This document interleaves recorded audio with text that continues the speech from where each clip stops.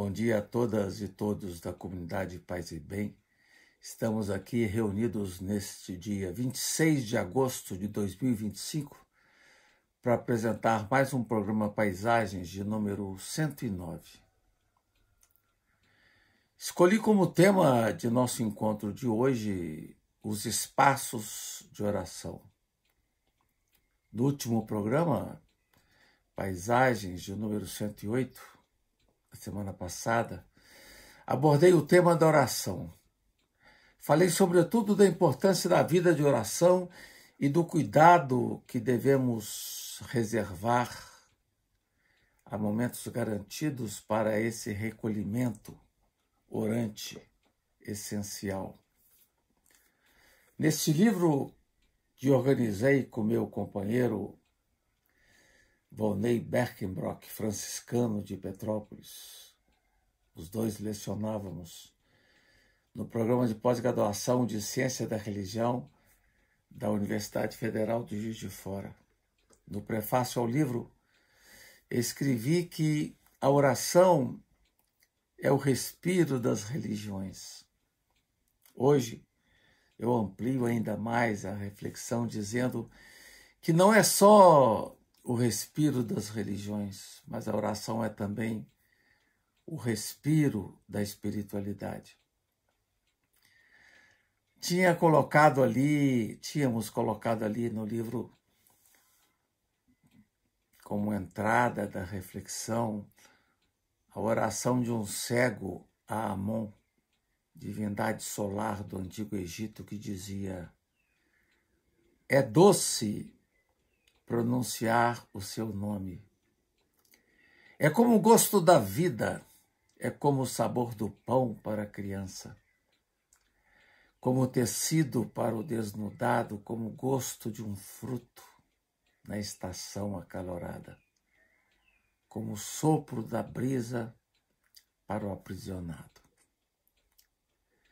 Num clássico trabalho sobre a prece, publicado em 1909, o antropólogo francês Marcel Mauss sublinhou, e aqui eu cito: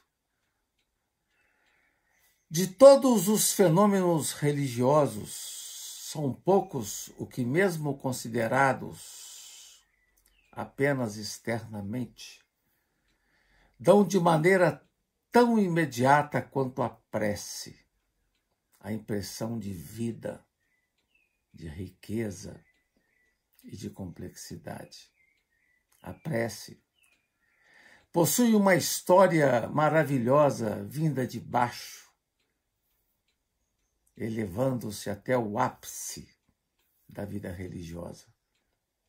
Toda oração, dizia o antropólogo, é um ato e é também um movimento.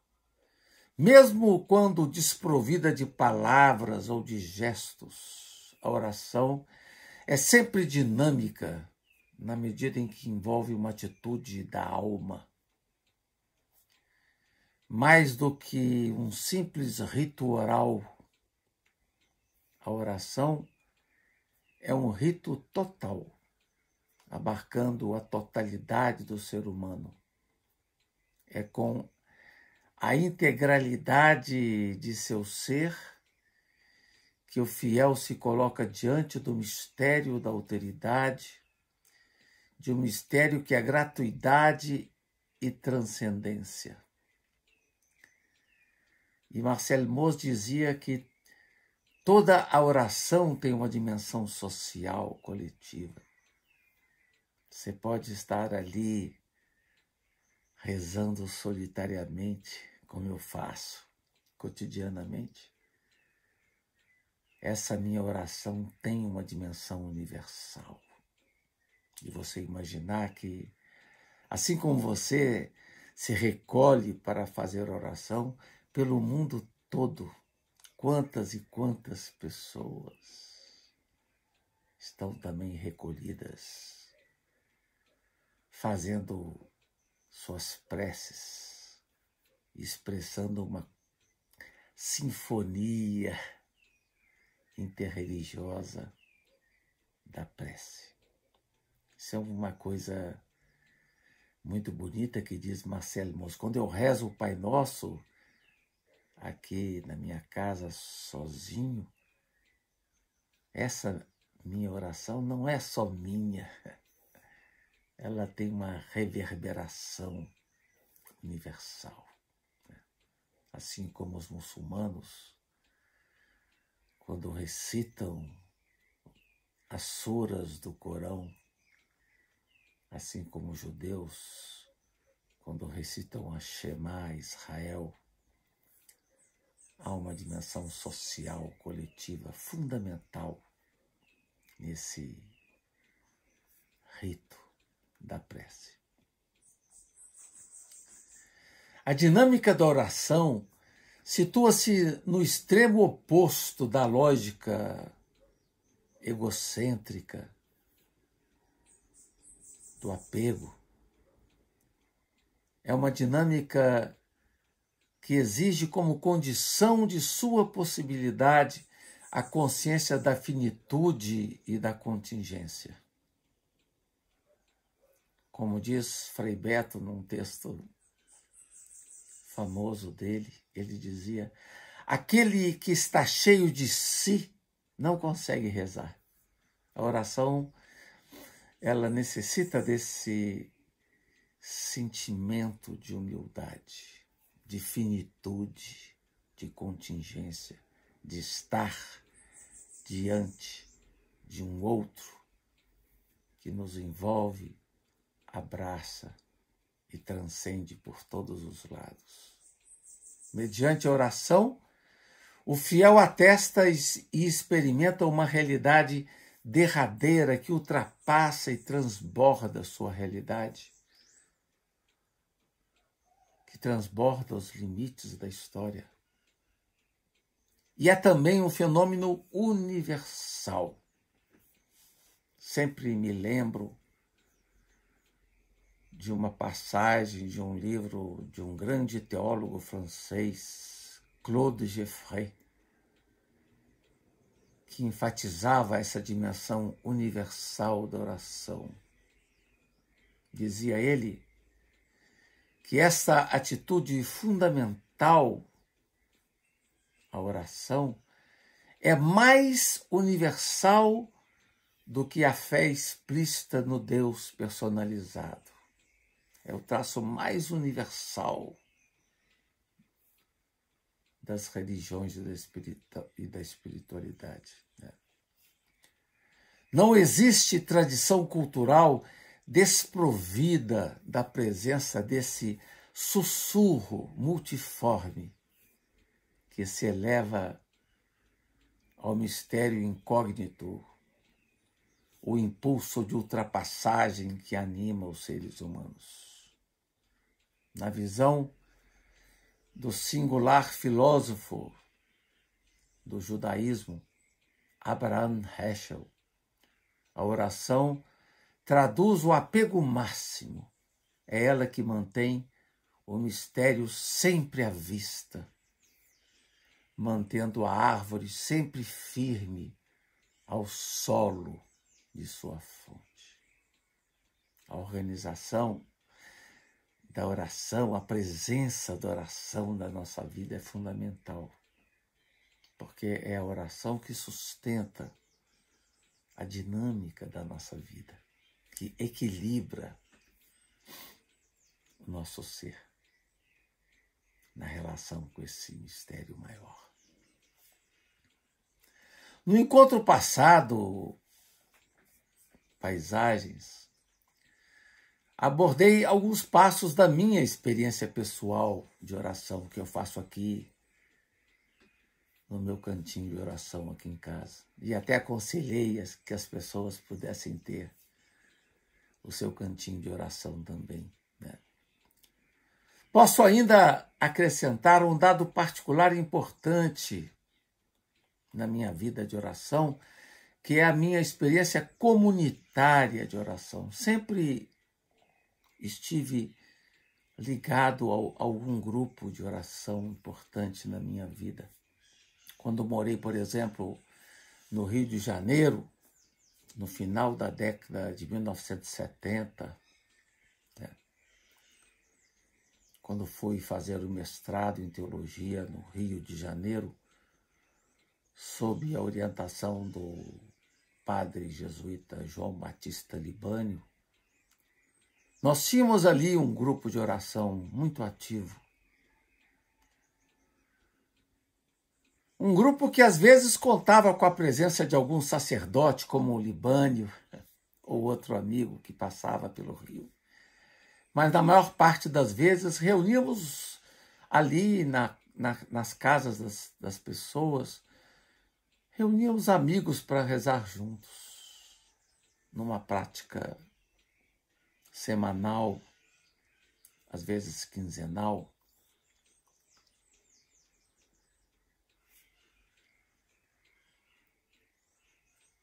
E com frequência, nossas orações vinham acompanhadas por um ágape, com a partilha de pão e do vinho.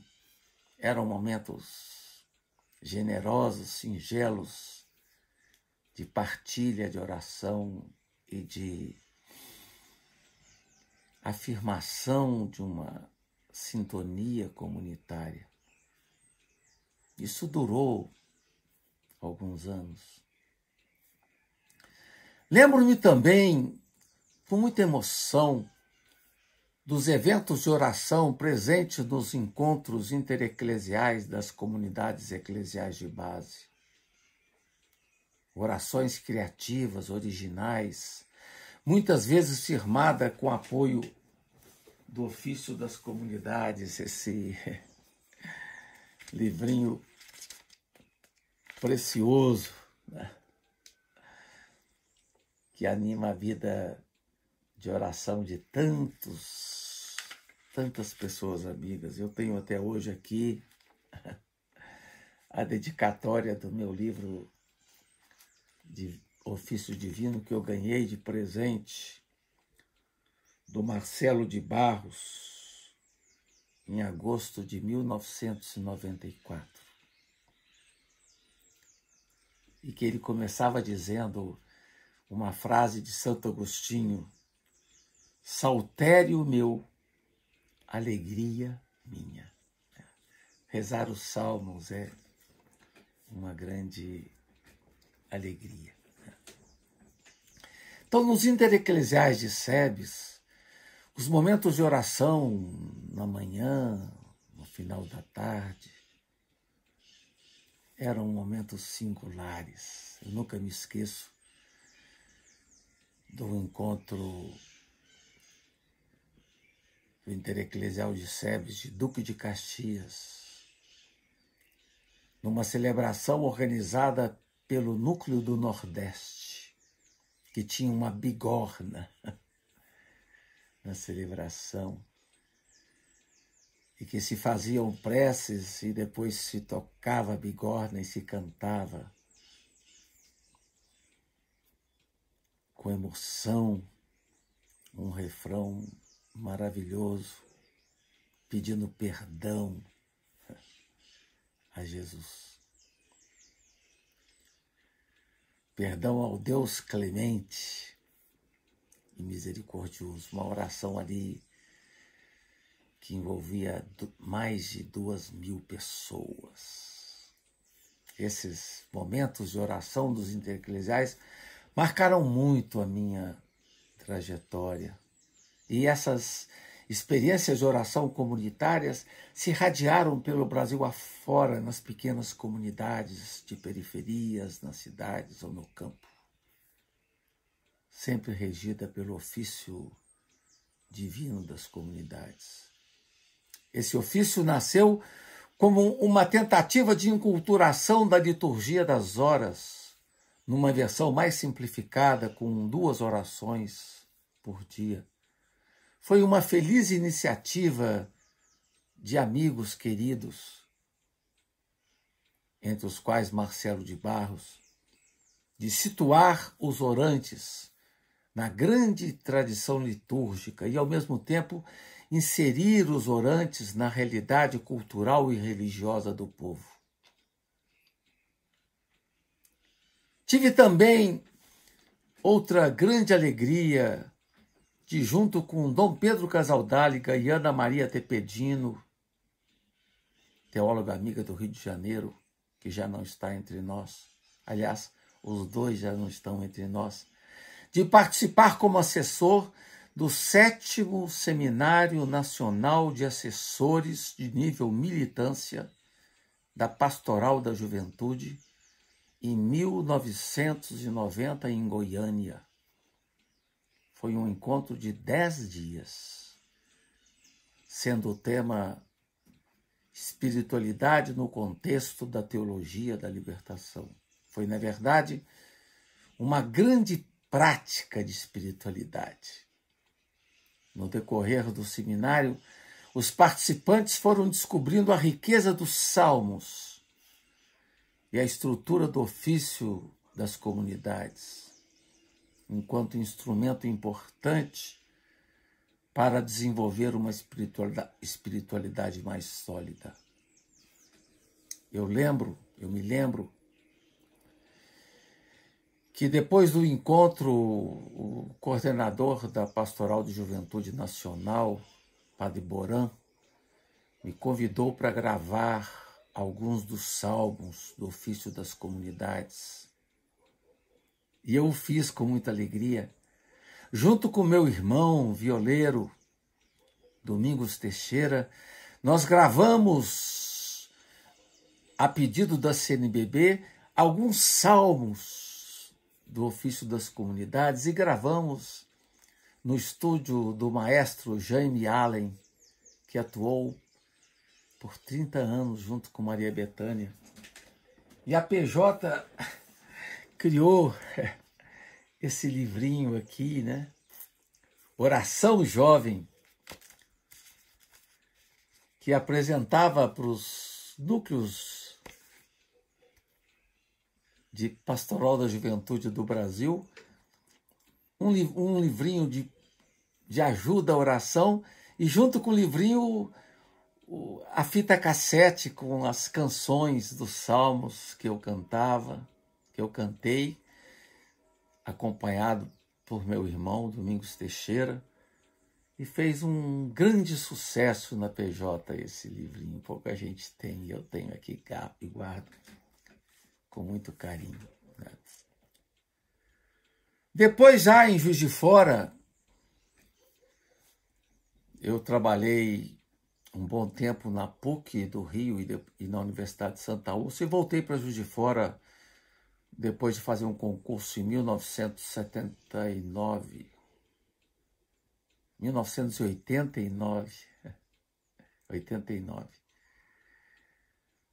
e para atuar no programa de pós-graduação em Ciência da Religião. E morando em Juiz de Fora, sobretudo nos anos 90, nós formamos um pequeno grupo de oração de pessoas mais velhas, que incluía a minha querida mãe, Célia Teixeira, e outras amigas do circuito de oração ou de formação, seja da Renovação Cristã ou da Fraternidade Dominicana.